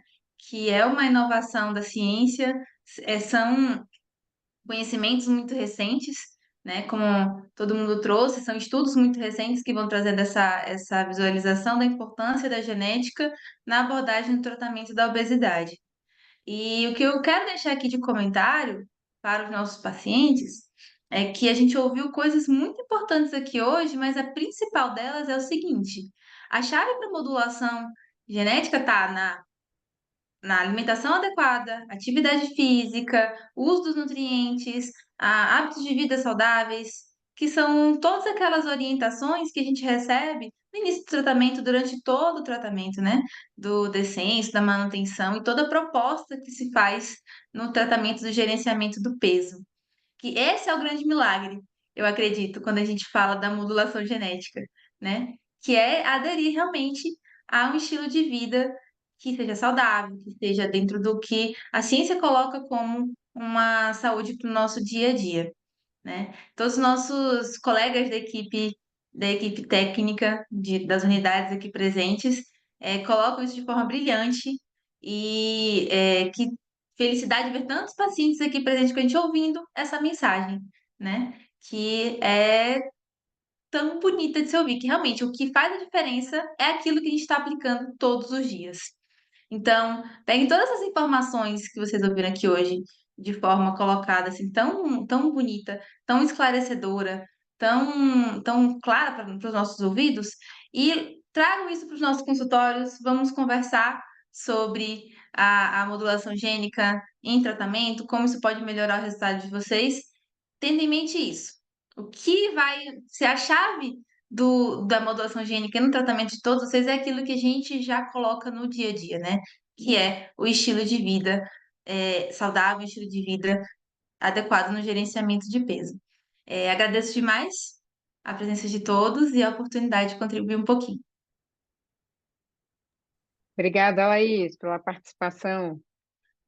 Doc, Marcos Barojas. Eu queria parafrasear aqui André sempre faz um comentário. Quando a gente olha assim a genética como um processo de altíssima tecnologia em biologia e um entendimento muito alavancado do que existe de mais moderno. Entretanto, não existe pensamento mágico, né? É um mecanismo no qual a gente consegue explicar coisas, consegue ajustar coisas, Então, por que será que uma pessoa, quando vai comprar um carro, prefere um sedã e outra pessoa prefere um carro mais alto? São detalhes que têm alguns lastros e a genética pode dar um lastro, mas, na verdade, quando a gente observa assim, um interesse muito grande pela genética, pela inteligência artificial, por novidades, né? Na verdade, a gente está aqui fazendo propaganda de mais do mesmo, só que o mesmo individualizado, né? Qual o melhor perfil de estratégia nutricional, qual o melhor perfil de treinamento físico? Será que é HIIT? Será que é caminhada? Será que tem que ter musculação? Qual é a estratégia que a gente pode adotar do que a gente sabe? A gente sabe claramente que para o tema obesidade não há farmacogenética terapia, não há terapia farmacológica em genética, não há modulação genética, a gente não existe no mundo, digamos, formal de conhecimento, de entrega de possibilidades a cliente, para os pacientes, não existe a possibilidade de fazer modulação genética com outra intervenção que não seja nutrição, atividade física e estilo de vida. Mudar o nosso ambiente em volta, que é essa epigenética. Então, isso é muito importante, que a gente deixe bem claro que é interessante quando a gente está falando mais o mesmo, mas de um modo muito, como se diz hoje em dia, tailor-made, né? Que é individualizado, que você é feito por perfil, personalizado.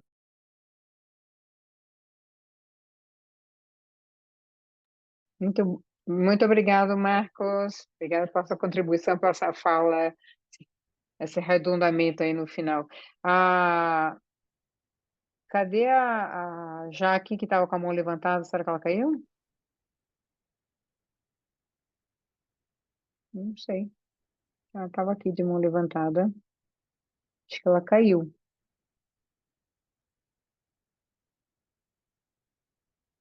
Mais alguém da equipe quer falar? Se não tiver mais fala da equipe, a gente pode Aqui, trazer... Maima, eu não consegui botar a mãozinha aí, mas na minha mão. Claudinha, peraí que eu vou te destacar. Peraí, vamos lá, adicionar destaque para É você que aparecer. Cláudia não Aí. levanta a mão fisicamente para gastar calorias. Eu já sabia. Ela gosta de gastar calorias.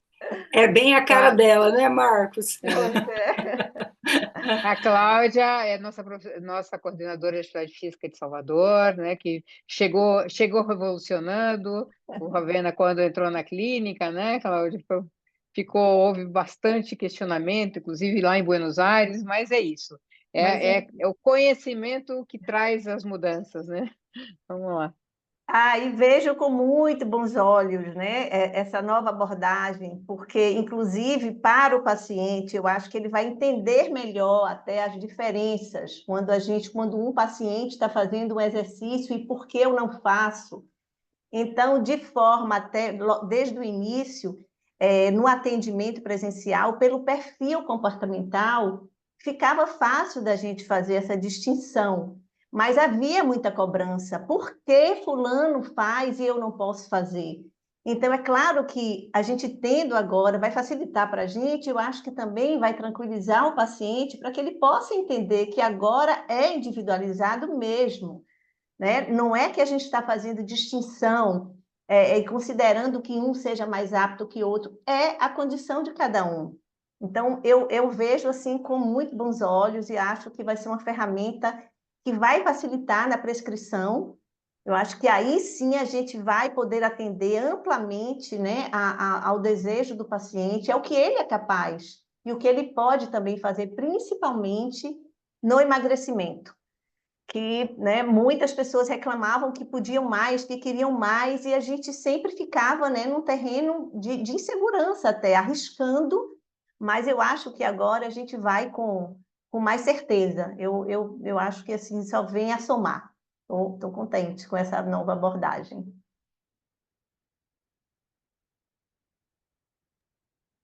Obrigada, Claudinha. Você que gosta aí da parte científica, né? Gente, foi muito investimento científico da equipe, né? Eu acho que fico muito feliz aqui, que a equipe esteja aqui toda unida, né? Em prol de poder trazer esse approach ao nosso tratamento, né?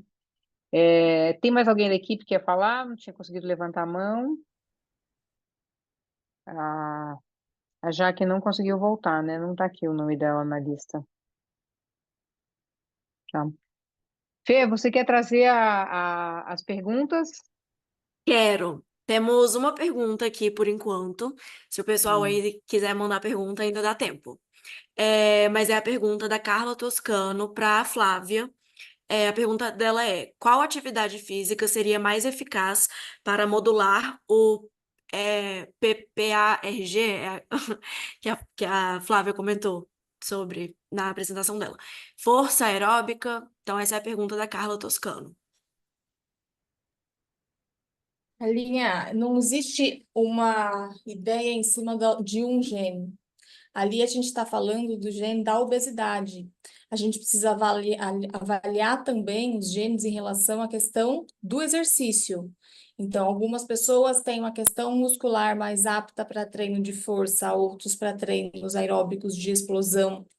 Então, não tem como a gente individualizar um tipo de um exercício para o PPAR-gama, né? Eu trouxe ali alguns exercícios, alguns exemplos de 2 estudos que fizeram a modulação do FTO com o treino de alta intensidade, né? Mas são 2 estudos dentro de milhares, né? Então, ali a gente está falando também da alteração de um gene. Então, como que a gente faz essa avaliação?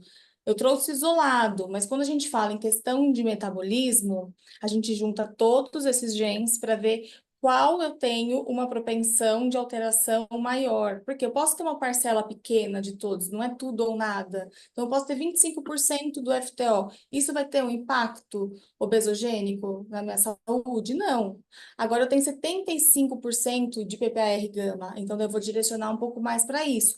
Então, a gente tem que fazer a junção, né, de todas as avaliações, né, genéticas, e não só um gene separado.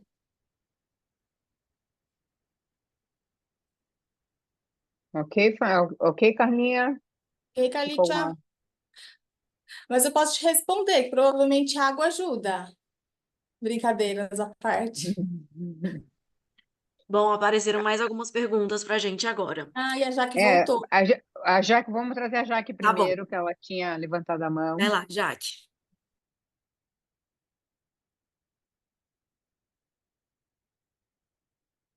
Tem que abrir o microfone, Jaque.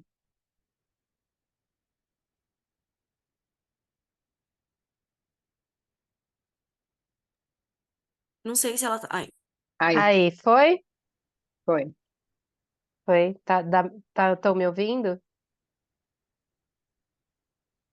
Estão me Estamos sim, ouvindo? Jaque. Pode Ah, falar, Sim. estamos ok. te ouvindo. Não, eu queria, na verdade, comentar que eu gostei muito das apresentações e eu acho que todas essas pesquisas que a gente está tendo acesso, né, todos esses artigos que vocês trouxeram, né, de revistas conceituadas, né, que a gente usa muito. Eu a vida toda trabalho com pesquisa, eu acho que enfim, muito importante a gente continuar se atualizando. E eu acho que o mais importante é que a gente utilize todos esses estudos não como justificativas, simplesmente, mas que a gente utilize como oportunidades, né, de lidar melhor com essas possibilidades que a gente tem de conhecimento. Então, continua sendo muito importante, na verdade, observar como é que a gente lida com todas essas possibilidades que a gente tem, para poder fazer com que esse corpo que a gente habita, né, possa ser um corpo mais investido de aspectos mais saudáveis, né, sendo a genética aí uma coadjuvante, né, e não uma maldição, um destino ou uma justificativa, né. Então eu achei bem bacana as falas, porque eu acho que elas, combinaram muito nesse aspecto, né, de que cada um é responsável aí com o que fazer com essas informações, né. Então é muito importante aí a gente aproveitar, todo esse conhecimento para poder unir esforços nesse objetivo, né, de melhorar a saúde, de ter uma ligação com a vida de uma maneira mais vitalizada, mais saudável. Era isso que eu queria dizer. Bom, pessoal, então vamos prosseguir com as perguntas que o pessoal colocou aqui no chat. A Vamos. Natália Martins gostaria de saber se existem estudos de transcritoma e obesidade, considerando que o genoma é estático e o transcrito é dinâmico. Quem pode responder para a gente essa? Eu não consigo responder essa pergunta. Vamos lá. Especificamente sobre o transcriptoma, eu não tenho informação. Habitualmente, como é que é o fluxo quando a gente tem uma suspeita? Em primeiro lugar, são exames que a grande maioria deles não está regulada pelo rol da ANS, então eles têm um custeio privado, pessoal. Normalmente as fontes pagadoras não têm obrigação, nesse momento, de pagar, a maioria deles. São de alto custo e a interpretação deles precisa ser muito bem elaborada através de um aconselhamento genético prévio, inclusive. Para algumas condições, a indicação de exames genéticos, ela é muito forte. Quando há uma condição na qual a informação possa trazer uma decisão de vida, né? Exemplo famoso no mundo inteiro foi a decisão que a atriz Angelina Jolie realizou após se submeter a uma mastectomia bilateral sem lesão neoplásica, baseado numa análise genética, porém, teste genético não é teste de check-up, né? Teste genético é análise de exame complementar. Complementar a uma história, complementar a um passado, complementar a uma história, a um processo, né? No qual ele é uma peça que vem a associar dados, e quanto mais dados a gente tem, mais a gente consegue fazer. Então, se faz normalmente avaliações de painéis, né? Quando se tem indicações, seja qualquer uma das áreas da medicina da saúde, se faz a suspeita clínica, há uma indicação, há um alinhamento com o paciente, não só pela questão do custeio, mas também pela questão do que isso pode trazer de impacto na vida. Então, não é exame para saber, é saber para fazer algo com esse fato. E após essa decisão, essa execução, aí se vai alguns tipos de perfis, né?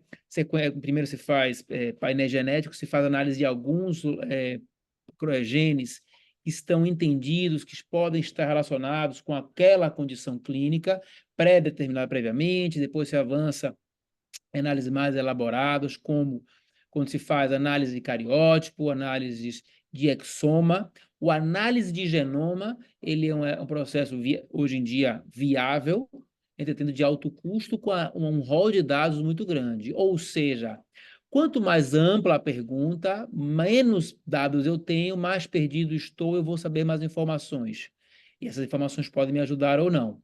Então, quanto mais específica a pergunta, mais específico o teste. Quanto menos específica a pergunta, mais eu amplio meu leque de perguntas e tenho respostas. Então, eu não tenho essa resposta especificamente para a pergunta que foi feita, porém trago essas informações para a gente entender como funcionam esses passos clínicos do dia a dia, do uso de métodos diagnósticos complementares de base genética para o estudo das condições clínicas, no caso aqui, a obesidade.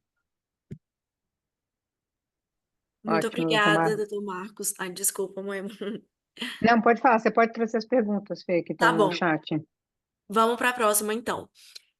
A Tinda gostaria de perguntar para os médicos e os nutricionistas. Como vocês veem a suplementação da coenzima Q10?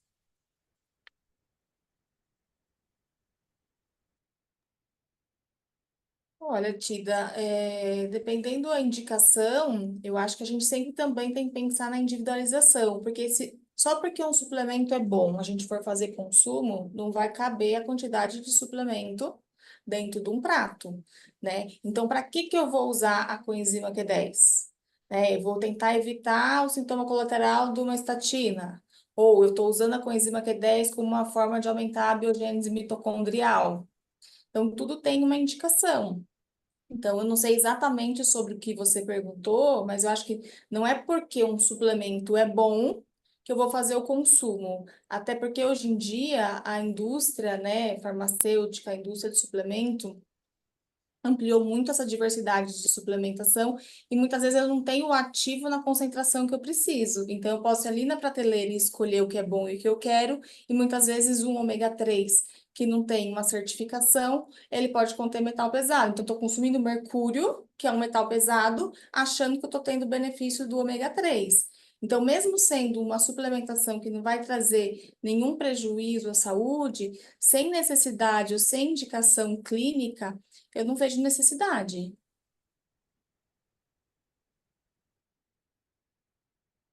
É exatamente isso, eu corroboro de tudo que você falou, né? Porque senão, assim, a gente vai tomar todo tipo de suplemento, né? Então tem que ver em que situação clínica, a dose, matéria-prima, a certificação, a marca, porque senão a gente vai se assemelhar muito ao mercado americano, né? Que você vai aí no Walgreens ou vai no Walmart e compra um monte de suplemento. Então a gente tem que ter critério para ver exatamente o que usar e como usar. Gostaria de colocar que também tem que entender que o uso indiscriminado de suplementação, independente se a pessoa tem demanda ou não, como foi colocado aqui, entra no mesmo ciclo.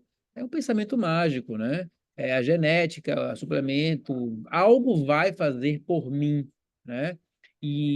Na verdade, essa é a história, né? Eu estou colocando um ator para fazer o meu trabalho, a vitamina vai fazer isso. Então, eu não vou infartar, não vou ter câncer, não vou nem morrer se vacilar com tanta vitamina, né?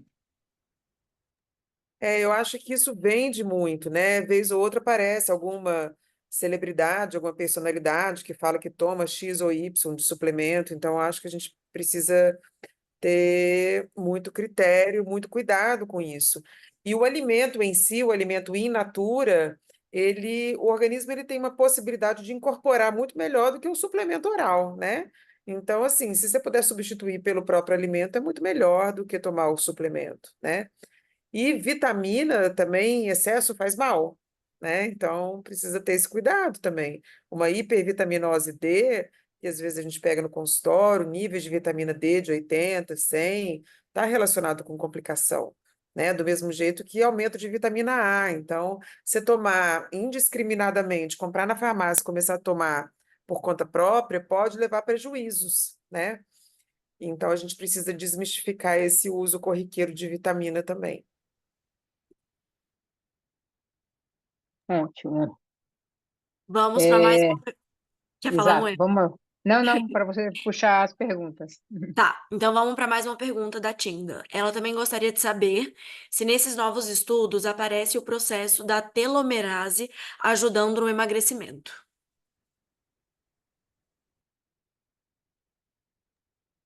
Ao que eu saiba, a questão dos telômeros, ela tem mais a ver com envelhecimento e longevidade do que necessariamente com perda de peso e manutenção de peso, né? É, não é uma área minha de atuação, que eu estudo e leio muito, mas é o que eu sei dentro dessa área, é isso. Então, tem que entender novamente que em relação à terapêutica gênica, farmacoterapia ou situações no qual há uma intervenção, não há nenhuma intervenção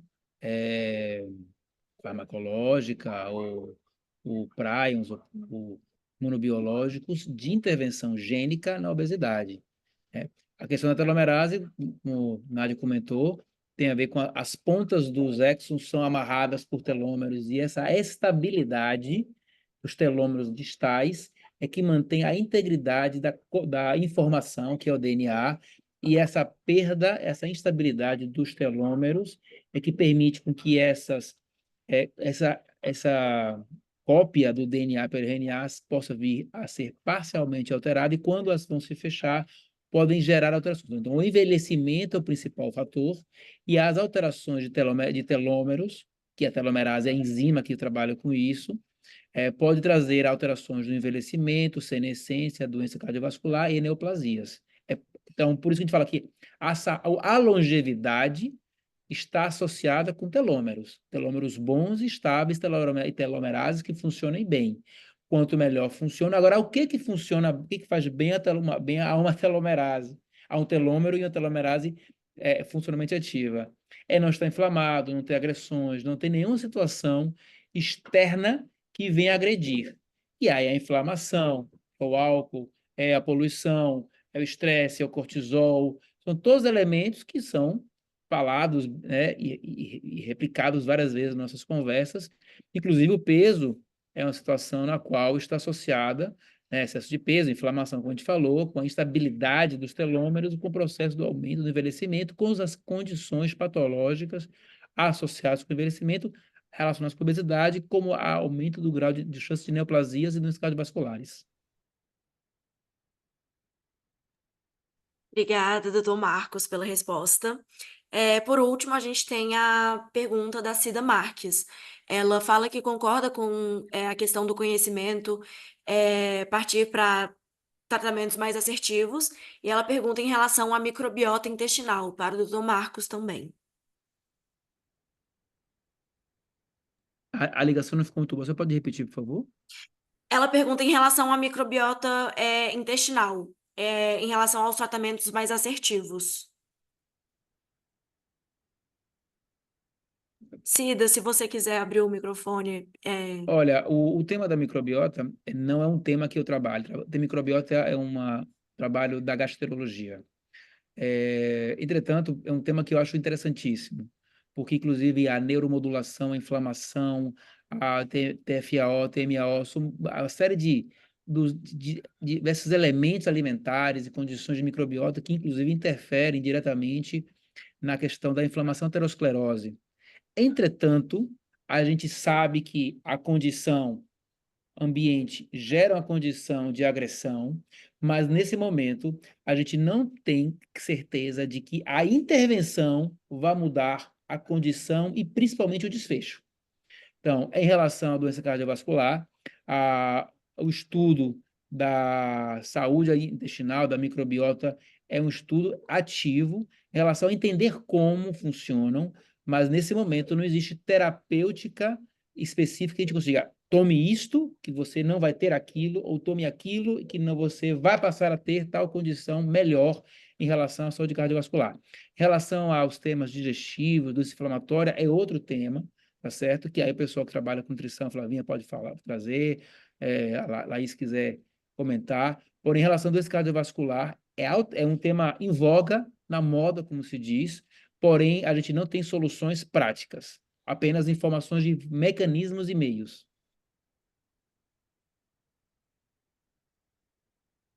Quer Obrigada, comentar doutor alguma coisa? Marcos. Flávia, quer comentar alguma coisa? Eu fiquei mais atenta à resposta do Marcos. Eu queria só que repetisse o começo da pergunta.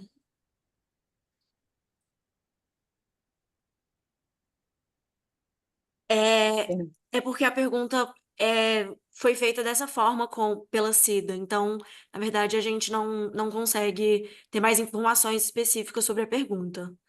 Tá, mas só relacionando um pouco da microbiota com a obesidade, a gente já sabe que a gente tem ali uma microbiota do obeso com uma característica de alguns tipos de bactérias mais específicas, né, que vão fazer uma resposta insulinêmica do tipo do alimento que eu vou estar consumindo, favorecendo o quê? Um metabolismo mais diminuído, um acúmulo favorável de gordura. Então, a gente tem bilhões de bactérias que vivem ali no nosso intestino, elas devem viver em harmonia, e essas bactérias, elas têm nome, elas têm classes, elas têm gêneros, né?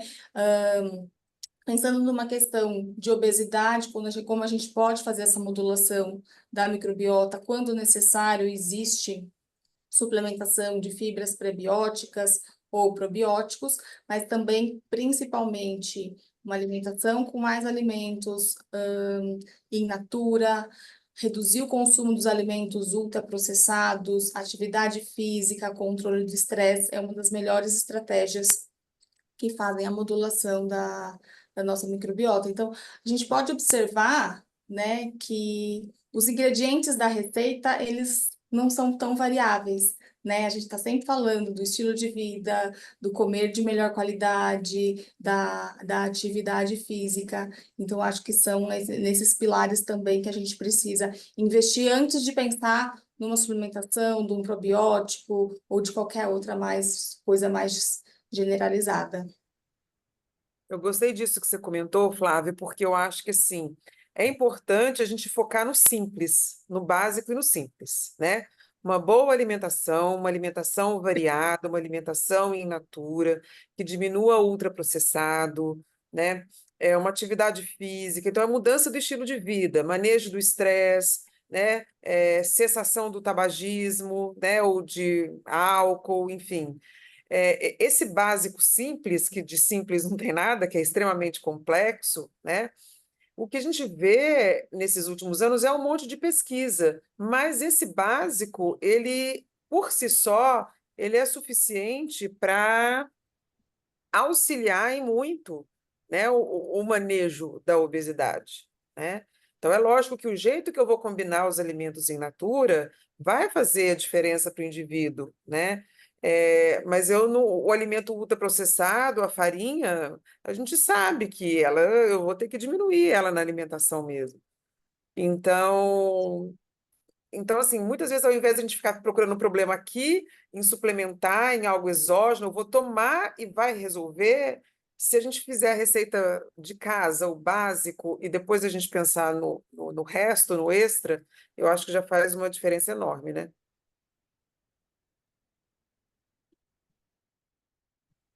Obrigada, doutora Nádia. E temos mais uma pergunta, da Tinda.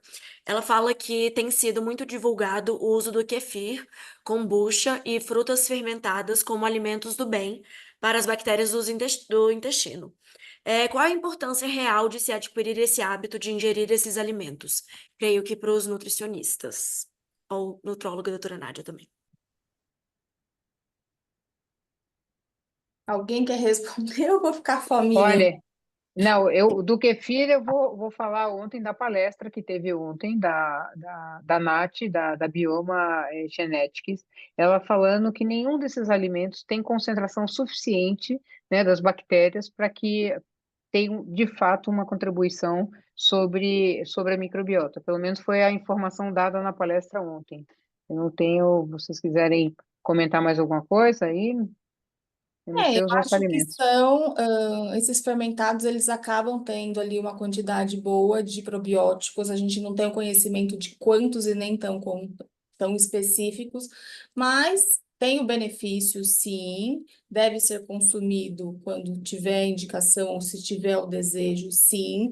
Mas muitas vezes eu aumentar a fermentação dentro de uma microbiota que está desregulada pode até desregular, piorar. Uma coisa que a gente precisa ter muito cuidado é a questão da segurança alimentar. Porque kefir, kombucha, a gente recebe a doação, não se compra, né? Então, são as bactérias onde eu recebo a doação. Qual é a forma que isso estava sendo armazenado e como isso estava sendo produzido, né? Higienizado. Então, daí muitas vezes também pode até ter o risco de uma contaminação alimentar.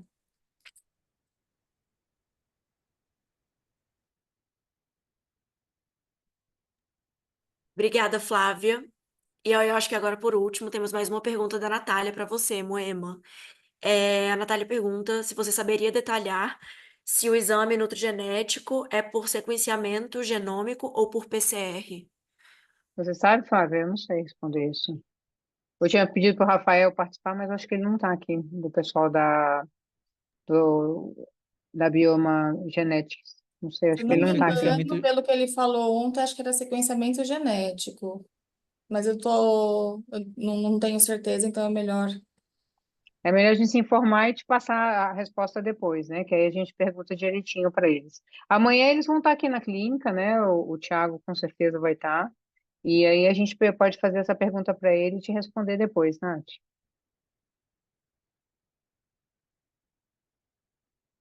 Então, as perguntas acabaram.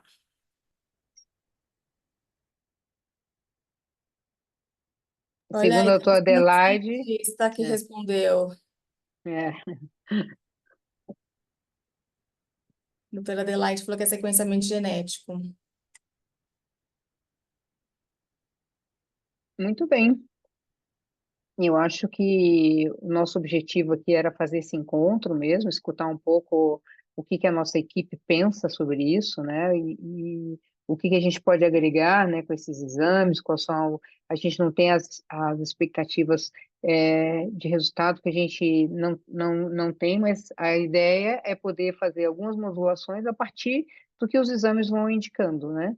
Eles vão ser, a Natália perguntou aqui, eles vão estar disponibilizados aí depois para com uma orientação feita nessas conversas que a gente teve com a Bioma Genetics, de fazer uma proposta que fosse interessante para os pacientes, né? Que quando ele trouxe o primeiro preço só do Nutrigenética, a Flávia até estava junto, eu falei para eles que era uma coisa praticamente inviável para a gente trazer, mas depois eles fizeram, como eles têm, a Bioma Genética já tem um tempo que a gente vem conversando muito com eles sobre a microbiota, né, porque acha que é uma coisa que está aí muito forte aí na vida das pessoas, e pela palestra ontem foi muito importante o que a Natália da Bioma trouxe.